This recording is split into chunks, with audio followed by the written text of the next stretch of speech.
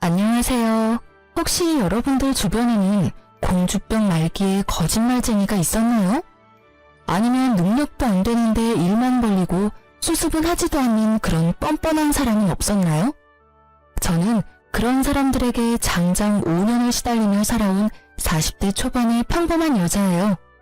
빠져나온 지 얼마 되지는 않았지만 그때 생각만 하면 지금도 가슴이 부슬거리고 머리로 피가 몰리는 기분이네요. 그 사람들이 누구인지 궁금하시나요? 바로 저의 시모와 시부였던 사람들의 이야기예요.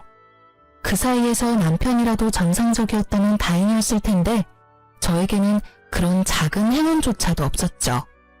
남편은 그런 시부모의 성향을 골고루 이어받았거든요.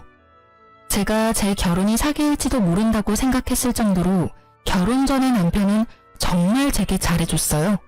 정말로 딱 결혼식 전까지만요.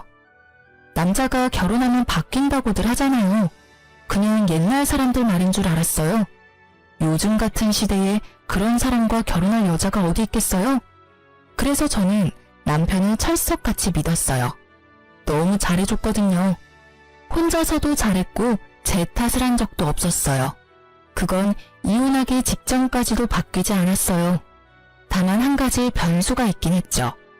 시댁과 관련된 일에서는 칼 같은 면이 있었거든요. 처음에는 남편의 그런 모습에 편하게 생각하기로 했어요. 제가 시댁에 잘하기만 하면 남편도 그렇게 예민하게 굴지는 않을 거라고요. 그런데 그렇게 쉬운 문제가 아니었어요. 남편이 그렇게 싸고 도는 시부모님들이 문제덩어리였거든요. 저와 남편은 동갑내기 커플로 우리 사이에는 아들이 하나 있었어요. 결혼 5년 차에 저는 그 시댁과의 마찰이 극에 달하기 시작했어요. 처음에는 별거 아니었어요. 시모가 공주병 말기에 어떤 일이든 손가락 하나 까딱하지 않는다는 것은 결혼 직후 알게 된 사실이었어요.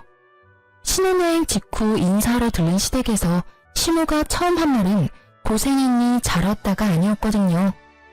그래, 이제 너도 우리 집 식구가 됐으니 한 사람 몫을 하는 게 맞다고 생각한단다. 그러니 이번 주말에 우리가 먹을 밑반찬과 요리를 몇 가지 해오거라.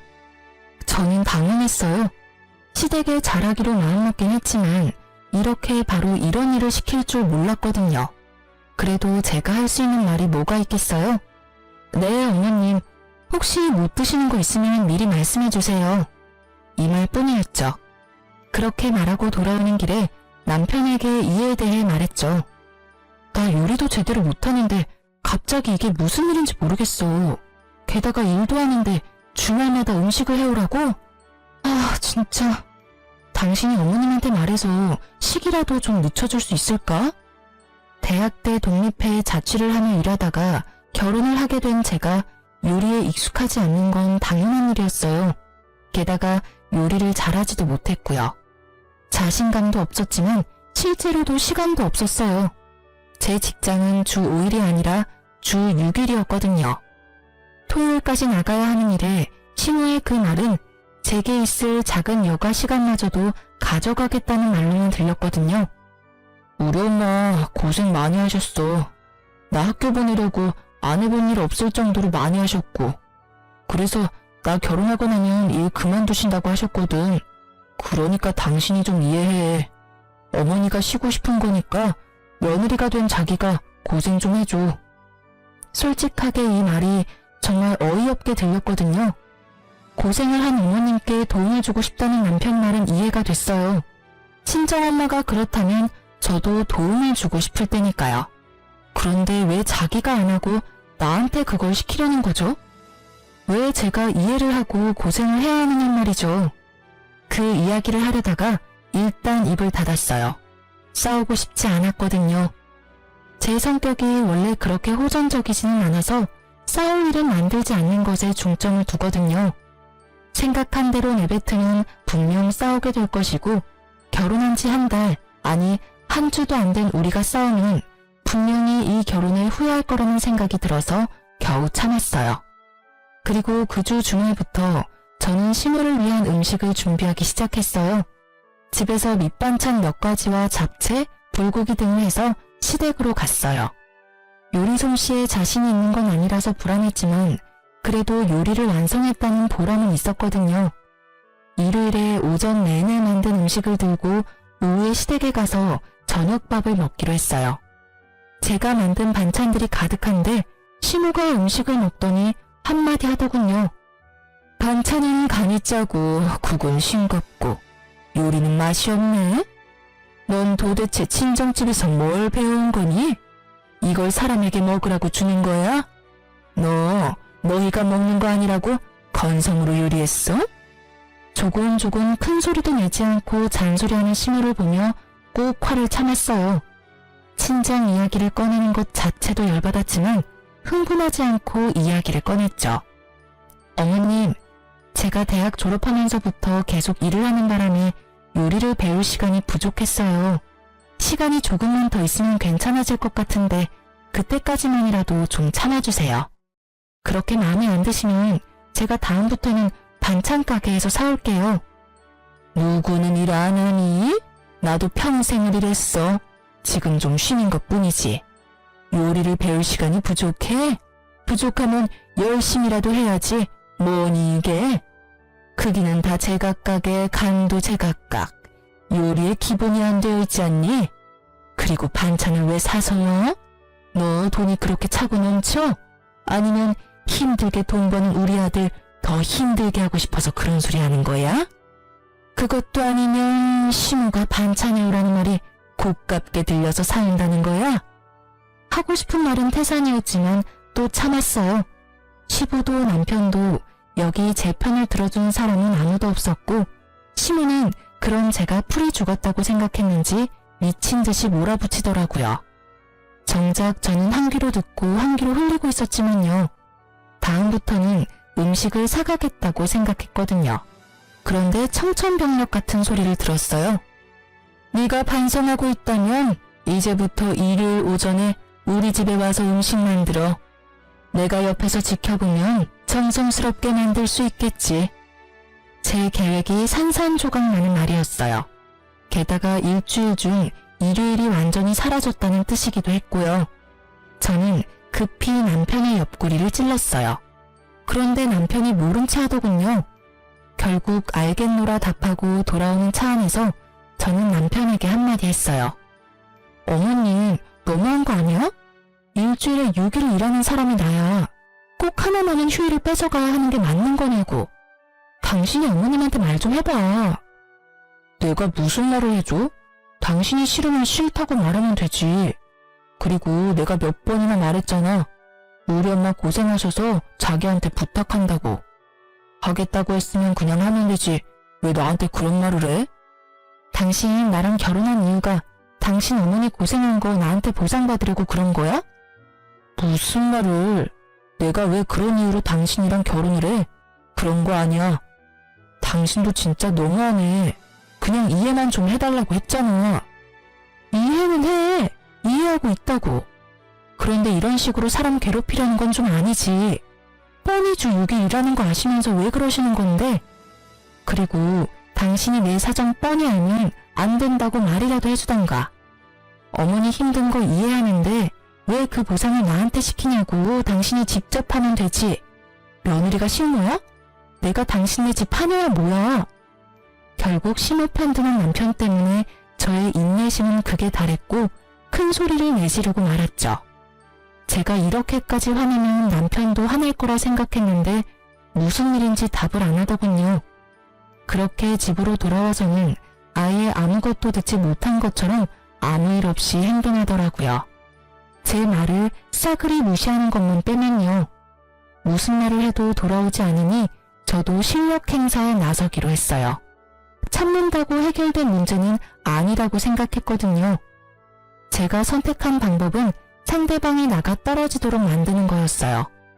그 다음 주부터 아예 음식을 엉망진창으로 했어요. 아니지, 모양은 예쁘게, 맛은 더럽게 없게 만들었죠. 짜고 맵고 신 음식들을 골고루 만들어냈어요. 그런데 알고 보니 시모가 저를 시댁으로 부른 이유는 따로 있더라고요. 제게 집안일까지 시키려고 하더군요. 그런데 더 열받는 게 뭔지 아세요? 제가 땀 뻘뻘 흘리며 세면대며 싱크대며 청소하는 사이에 시몬은 소파에 누워서 얼굴에 팩 붙이고 드라마 시청을 하더라고요. 며느리가 식모라도 되는 양 말이죠. 그래서 청소도 중간부터는 대충 했어요. 화장실 청소할 때 일부러 변기 닦던 솔로 세면대 닦고 샤워부스 닦고 다 했거든요. 그걸 보던 시모가 저한테 소리를 지르더라고요.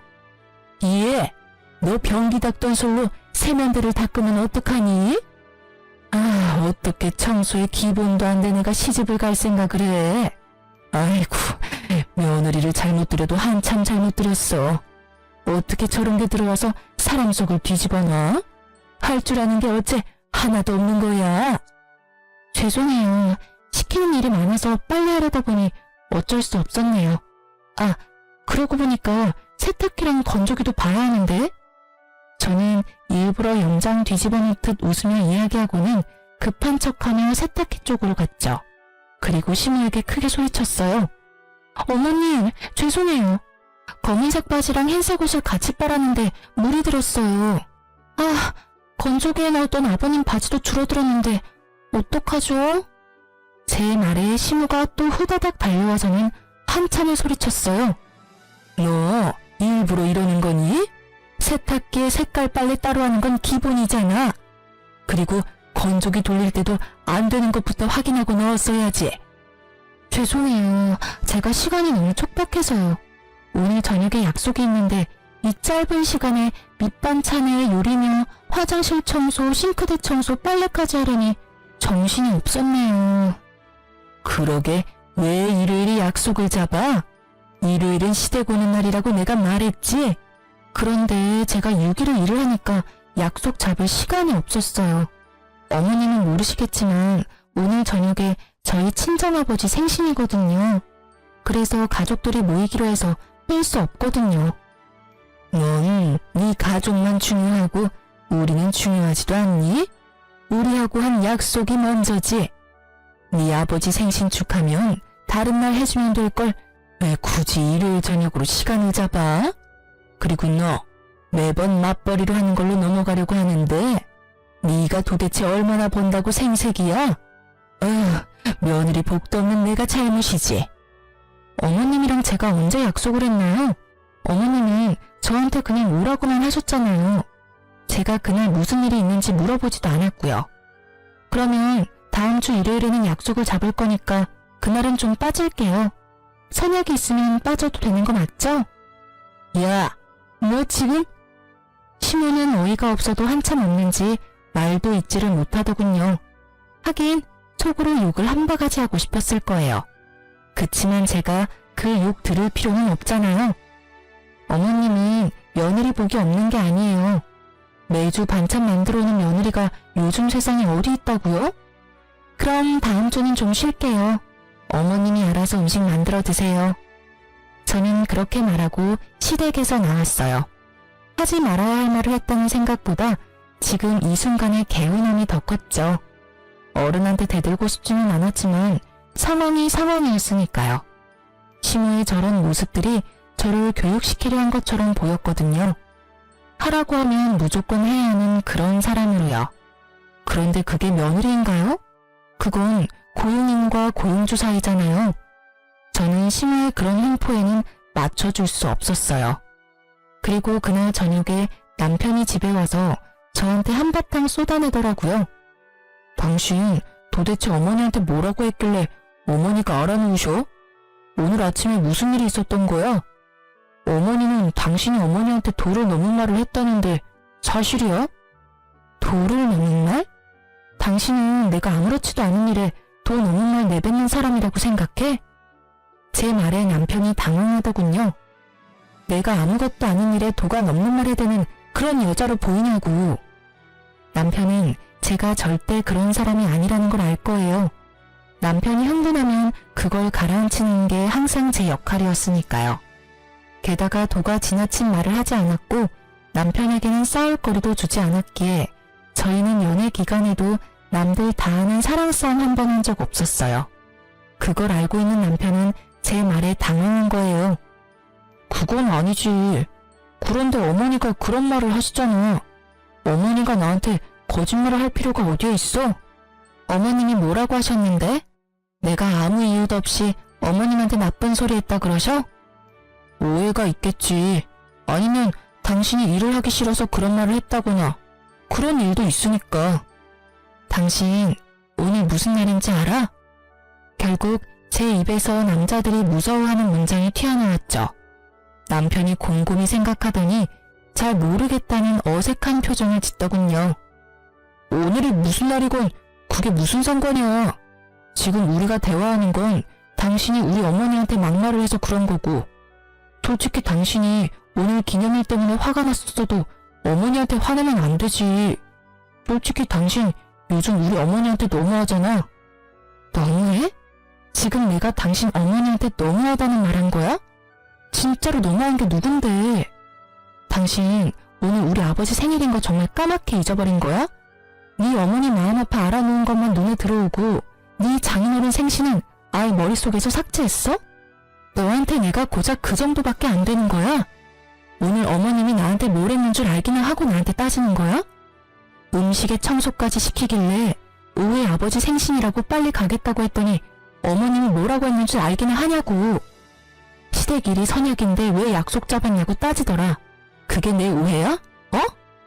정말 분노의 샤우팅이었죠.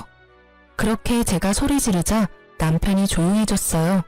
자기 생각에도 그건 아니라는 생각이 들었겠죠. 알고 나니까 좋아? 왜? 또 나한테 따져봐. 큰 소리 치면서 말해보라고. 어이가 없어서. 앞으로 나 절대로 시댁 안 갈 거니까 알아서 해. 그리고 사람이 일을 해주면 돕는 신용이라도 하던지, 미안하다, 잘했다, 수고했다 말이라도 해주던지. 사람을 식모마냥 부리고는 뭐? 며느리 복이 없다고? 정말로 며느리 복이 없다는 게 뭔지 알려줄까? 결국 제 선언과 함께 저는 시댁에 들리지 않았고 시모도 저를 부르지 않았어요. 남편도 시모 이야기는 꺼내지 않았죠. 솔직히 내지르면서 불안하기는 했는데 그래도 참고 사는 건 정말 안 되겠다 싶었거든요. 이러다 진짜로 붙잡혀 살게 되겠다 싶은 생각이 들었으니까요. 불안해하면서 벌인 일이었지만 생각보다 결과는 나쁘지 않았죠. 하지만 그 뒤에 올 일들은 더 나빠졌어요. 결혼 5년 차에 상황이 정말 급변하게 됐거든요. 여보, 우리 본가에서 부모님이랑 같이 살지 않을래? 당신 화도 이제 좀 가라앉았고 어머니도 당신에게 미안해하고 있고. 합가하자고? 그건 절대 못해. 같이 살면 싸우기만 할 거야. 솔직히 나는 그러고 싶은 마음도 없고. 무슨 생각 때문인지는 모르겠지만 난 반대야. 일단 들어봐. 당신도 합가하는 게 더 편할지도 몰라. 우리 애도 아직 어린데 애 봐주신다고 하시잖아. 솔직히 애 키우느라 돈도 많이 드는데 같이 살게 되면 돈도 아끼고 이점도 많다고 생각해. 맞는 말이긴 했죠. 육아휴직분에는 제가 애를 볼 수 있었지만 버는 돈이 얼마 안 되니 저축해둔 돈은 다 써버렸고 다시 일은 하러 가야 하는데 애를 어린이집에 맡기기에는 애가 아직 어렸으니까요. 분명 시모가 도와주면 수월한 면도 있을지도 몰랐어요. 하지만 시모와 제 궁합이 정말 최악이라는 게 문제였죠. 저는 시댁에 가지 않기로 했었지만 추석이나 설 같은 명절과 각종 시댁 경조사에까지 가지 않겠다고 말한 건 아니었어요. 주말마다 오라고 했던 일을 가지 않게 된 거였으니까요. 그런데 문제는 제 기강을 잡으려고 텃세를 부리려고 했던 시모가 다른 쪽으로 저를 괴롭히게 됐다는 점이 있었어요. 보통 어른들 보러 갈 때는 점잖게 꾸미고 가잖아요.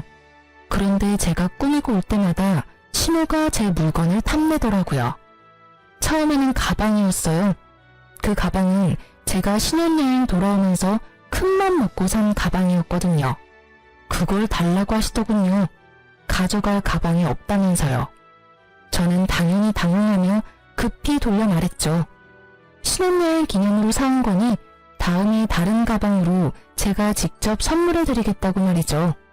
솔직히 돈이 아까운 것보다는 추억이 있는 가방을 시모에게 주고 싶지 않은 마음이 더 컸거든요. 그런데 못 주겠다는 뜻을 내비추자마자 시모가 아이고 내 팔자야 하면서 또 죽는 소리를 하더라고요.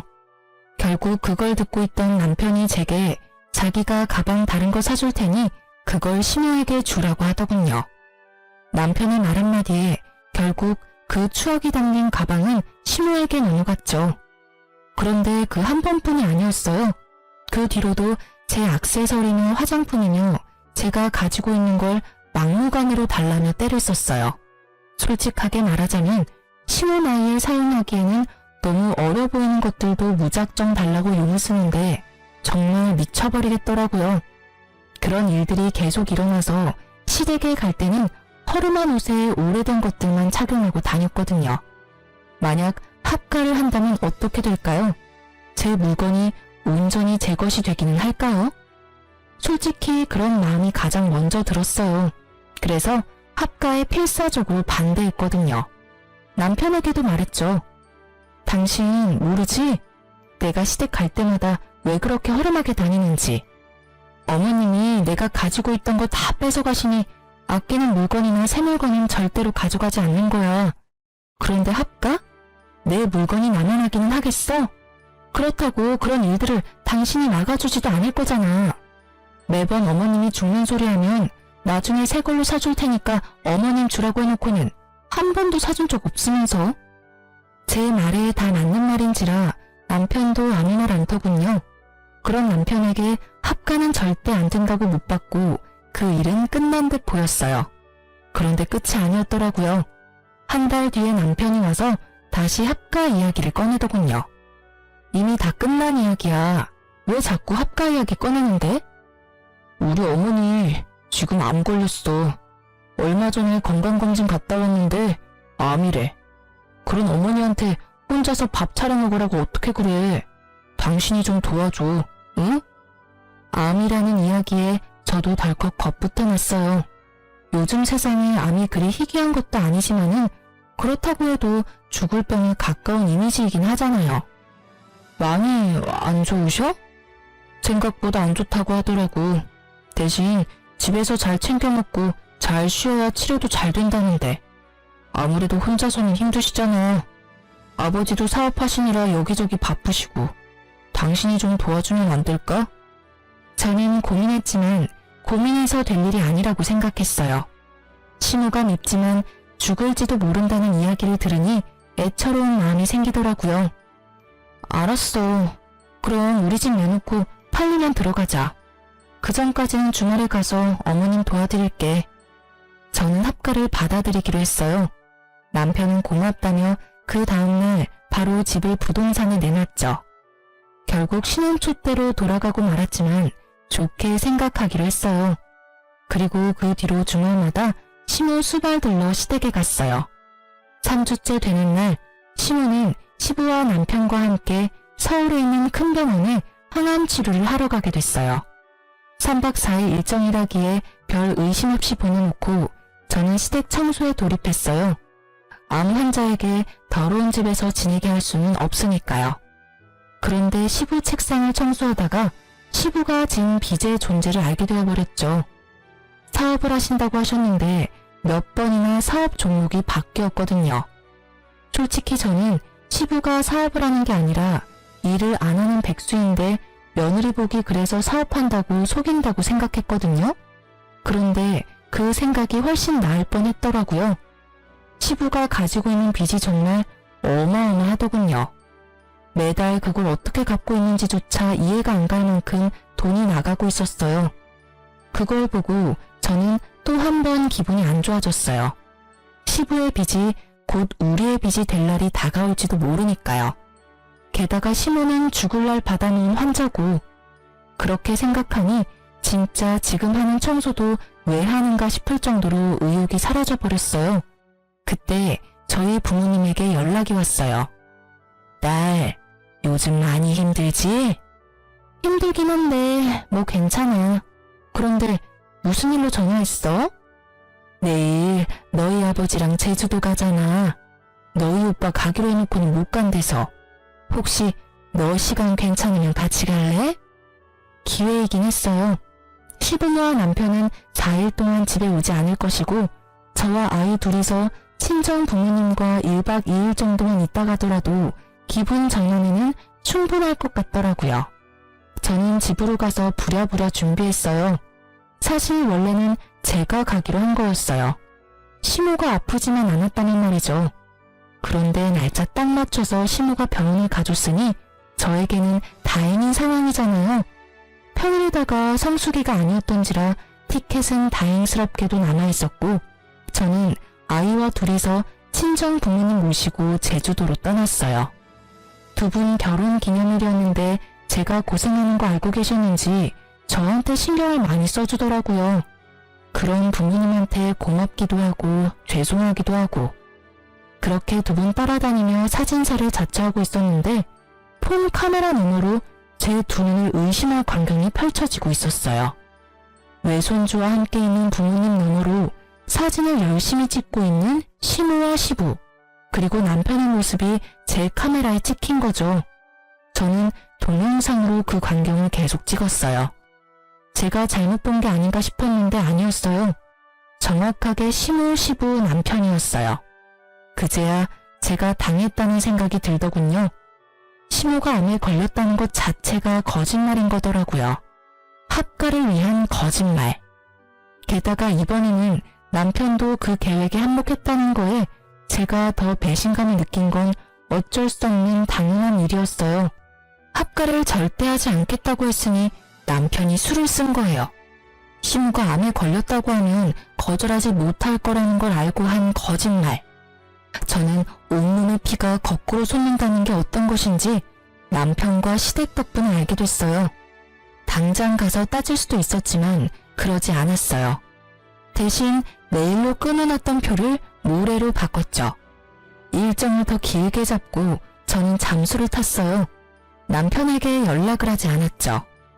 그리고 시부모와 남편이 제게 거짓말하고 떠난 지 4일째 되던 날 오후부터 남편에게서 전화가 미친 듯이 오더군요. 문자도 계속 들어왔어요. 화를 내는 문자였어요. 어디냐, 집을 이 꼴로 해놓고 어딜 간 거냐, 엄마 아픈데 너 도대체 뭐 하는 거냐 등등. 되지도 않은 거짓말을 들먹이며 저를 찾는 남편 새끼 연락은 모조리 다 씹어버렸어요. 대신 평소에 하지 않는 SNS를 열심히 했어요. 사진도 올리고 동영상도 올리고. 그러자 남편님은 더 화를 내며 연락을 해오더라고요. 남편 새끼 화를 어느 정도 돋군 후에 저는 남편님에게 문자로 동영상과 사진을 보내줬어요. 시부모와 남편이 제주도에서 열심히 놀고 있는 모습이 찍힌 걸로요. 제가 그걸 보내고 나자 남편의 연락은 결이 바뀌었어요. 오해가 있다. 당신이 생각하는 그런 거 아니다. 그러니 얼굴 보고 이야기하자. 남편놈이 급한지 계속 그렇게 연락을 해오더라고요. 저는 여전히 답을 하지 않았고 친정 부모님과 느긋하게 돌아왔어요. 돌아온 날은 화요일 낮이었고 당연히 남편은 일하러 가고 없었죠. 저는 천천히 그리고 꼼꼼하게 제 물건부터 챙겼어요. 그리고 우리 아들 것도 챙겼죠. 그렇게 짐 다 챙겨서 저는 친정으로 돌아왔어요. 친정에는 엄마가 제 방을 만들어뒀어요. 제주도에서 이야기를 다 했거든요. 엄마가 무척 화내며 무조건 제게 돌아오라고 했었어요. 그렇게 집으로 돌아가고 그날 저녁 남편에게서 미친 듯이 연락이 오더군요. 당연한 일이었죠. 마누라랑 애 짐만 쏙 빠져나갔으니 얼마나 놀랐겠어요. 그러니 미친 듯이 연락이 온 거죠. 저는 태연한 목소리로 전화를 받았어요. 20통의 전화를 무시하고 받은 전화였어요. 여보, 도대체 연락이 왜 이렇게 안 된 거야? 그리고 집에 있던 짐은 다 어디 갔어? 어디 가긴? 다 뺐어. 나 당신이랑 살고 싶지 않으니까 사진 봤으면 이유는 따로 설명 안 해도 되지? 여보, 잠깐만. 나도 할 이야기 있어. 그러니까 일단 와서 얼굴 보고 이야기해. 내가 다 설명해 줄게. 알았어. 그러면 시댁에서 볼래? 어차피 두 분도 아셔야 할 일이고 두 분도 무관한 일도 아니니까. 저는 곧바로 시댁으로 향했어요. 시댁에 가니 시모와 시부 남편이 앉아있더군요. 여보, 어서 와. 내가 다 설명할게. 설명이 왜 필요해? 난 내가 본 것만 믿어. 당신이랑 어머님, 아버님이 항암 치료 간다더니 병원이 아닌 제주도에서 찍힌 거. 이제 곧 죽을 사람이라면서 제주도에서 열심히 놀고 계셨지. 그리고 당신은 열심히 사진 찍고 있었고. 여보, 미안. 남편이 말을 채 끝내기도 전에 시모가 제게 표독스런 얼굴로 말하더군요. 네가 왜 미안하다고 하니? 전부 다 저 애가 잘못한 거잖아. 네가 처음부터 내 말 잘 듣고 시댁에 충실했으면 이런 일 생기지도 않았어. 네가 뭔데 우리 귀한 아들을 추궁하는 거야? 네가 뭐가 잘났는데, 응? 언제 제가 잘났다고 했어요? 어머님 아들이 못난 거겠죠. 마누라 시댁 식모로 드리려고 열심히 거짓말해서 합가까지 하도록 만드는 남편이 어딨어요? 암에 걸려? 거짓말도 정도껏 해야 넘어가든지 말든지 할 거 아니야. 그렇게 부모님이랑 같이 살고 싶으면 당신 혼자서 같이 살아. 나랑 내 아들까지 그 거짓말에 끌어들이지 말고. 그 나물에 그 밥이라더니 세상에. 거짓말하는 것도 어쩜 그렇게 모자가 똑같을까? 너 지금 말 다 했어? 이 싸가지 없는 년이 어른한테 못하는 말이 없네? 어른이 어른 같아야 말이죠. 어디 가서 말하고 싶으면 실컷 하세요. 저라고 말 못할 것 같아요? 어머님이 저를 식모처럼 부리고 싶어 안달이 나서 암 걸렸다는 거짓말로 쇼를 하는 바람에 내가 이혼했다. 이렇게 말해줄 테니까. 너 어른한테 그게 무슨 말버릇이야? 이런 말다툼은 그만하시죠. 저도 여기 온 이유 따로 있어요. 여기 온 이유? 당신 나랑 대화하려고 온 거 아니었어? 내가 당신이랑 대화를 왜 해? 당신 입에서 나올 거짓말들을 어떻게 믿어? 당해보니까 그런 생각이 들더라고. 어머니가 암에 걸렸다는 거짓말까지 할 정도면 어떤 거짓말인들 못하겠냐고. 앞으로도 당신 말 들을 생각은 없고 내가 여기 온 건 내가 어머님한테 뺏긴 거 돌려받으러 온 거야. 저는 그렇게 말하면서 시모 드레스룸으로 성큼성큼 걸어갔어요. 뒤에서 시모가 와서 말렸지만 시모를 뿌리치고 제가 찾던 것을 다 골라 가져왔어요. 지금 제가 가져온 거 어머님한테 뺏긴 제 물건이에요. 남편이 나중에 똑같은 거 사주겠다고 하고 사준 적 없는 것들이고요. 그러니까 제가 다시 가져가는 게 계산에 맞는 거죠? 안 된다. 그건 네가 나한테 준 거야. 줬다 뺏는 게 어딨어? 줬으면 그만이지. 그거 다 내 거라고. 건들지 마. 이 망할년 같으니라고. 어머님 거 아니고 제 거거든요. 저는 준 게 아니라 어머님한테 강제로 뺏긴 거예요. 그리고 그거 산 돈이 다 제 월급에서 나온 돈이거든요. 못해도 1,000만 원 되는 금액을 썼는데 그럼 현금으로 주실 거예요? 그리고 망할년? 누가 망할려는데요? 제가 아니라 어머님이겠죠. 며느리를 식모처럼 부리고 결국에는 거짓말까지 줄줄이 해대는 사람이 망할년이 더 어울리지 않나요? 그리고 당신이 말해봐. 똑같은 거 사준다고 해놓고 입 싹 닫았잖아. 이거 놔두고 가면 당신이 현금 나한테 줄 거야? 남편이 아무 말 못하더군요. 저는 한숨 쉬며 시모에게 말했어요. 봤죠? 남편이 현금으로 안 주는 거면 제가 직접 가져가는 수밖에 없네요. 그리고 예전부터 말씀드리고 싶었는데 나이값 좀 하세요. 이런 거 가지고 다닌다고 어머님 나이가 30대로 돌아갈 줄 아시나 본데 그거 완전한 착각이거든요. 아, 그리고 이 가방은 어머님 쓰시던지 버리던지 마음대로 하세요. 제가 시모에게 던진 것은 제일 처음에 시모에게 빼앗긴 가방이었어요. 신혼여행 기념으로 샀던 가방이요. 처음에는 그걸 제일 먼저 돌려받고 싶었는데 이제 필요 없게 됐거든요. 그 가방의 가치는 신혼과 사랑의 추억이었는데 이제 그딴 거 없어졌으니까. 저한테 휴지 조각보다 못한 물건이에요. 그러니까 어머님 가지세요. 필요 없으면 버리시고요. 제 말에 남편이 당황한 듯 저한테 말하더군요. 여보, 당신 진짜로 이혼 생각하는 거야? 내가 거짓말한 건 정말 잘못했어. 그렇지만 그렇다고 그거 한 번으로 이혼은 너무하잖아. 나한테도 기회를 줘야지. 기회? 기회 같은 소리하고 자빠졌네. 이 정도로 큰 거짓말로 사람을 속였으면서 기회? 난 사기꾼한테 기회를 줄 정도로 착한 사람이 아니거든? 지금 당장 다 뒤집어 엎어버리고 싶은 거 꼭 참고 있으니까 더 이상 내 성질 돋구지 말고 찌그러져 있어. 제가 화내는 걸 처음 목격한 남편이 너무 놀란 나머지 딸꾹거리며 제게서 물러서더군요. 사람이 참는데도 한계가 있는 법이거든? 사람이 좋게 넘어가려니까 호구로 보고 지랄이야. 누군 화를 못 내서 가만히 있었겠어? 똑똑히 들어. 나는 절대로 당신 용서 못해. 아니? 안 해. 남편을 향한 막말에 시모는 거의 졸도하듯 주저앉았고 저는 그 사람들 다 놔두고 그 집에서 나왔어요. 속이 어찌나 시원하던지. 그러고 이혼 소송이 진행됐어요. 애가 있어서 그런지 생각보다 오래 걸리더군요.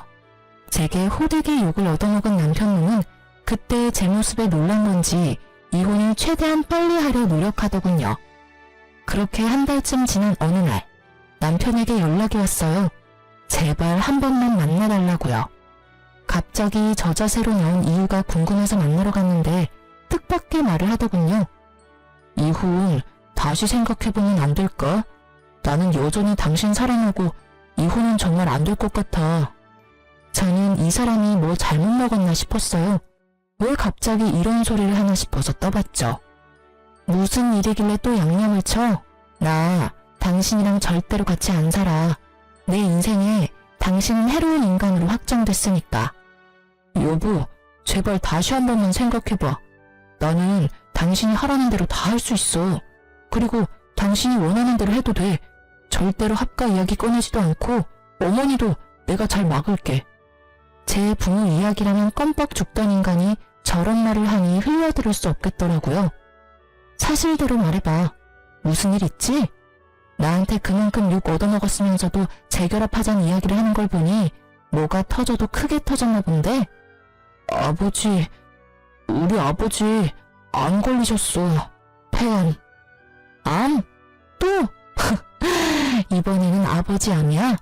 정말 레파토리 지긋지긋하네. 이젠 암 말고 다른 병명 꺼내야 하지 않아? 그거 이미 약발 떨어진 지 오래거든? 아니야, 이번엔 진짜야. 아버지 암 걸렸는데 집에 아버지 보살펴줄 사람이 아무도 없어. 그래서 나더러 재결합해서 수발이나 하라고? 내가 미쳤어? 설사 당신 말이 진짜라도 내가 왜 해? 수발 둘라는 건 아니고 내가 다 할 테니까 당신이 집을 좀 맡아주면 안 될까 해서. 낮에는 어차피 어머니가 병간호할 거고 저녁에는 내가 갈 거야. 그런데 그러면 내가 쉴 시간이 없잖아. 그러니까 당신이 집에서 밥도 좀 해주면 나도 편할 거고. 솔직히 어머니가 제대로 병간호를 못하니까 매번 내가 불려나가거든.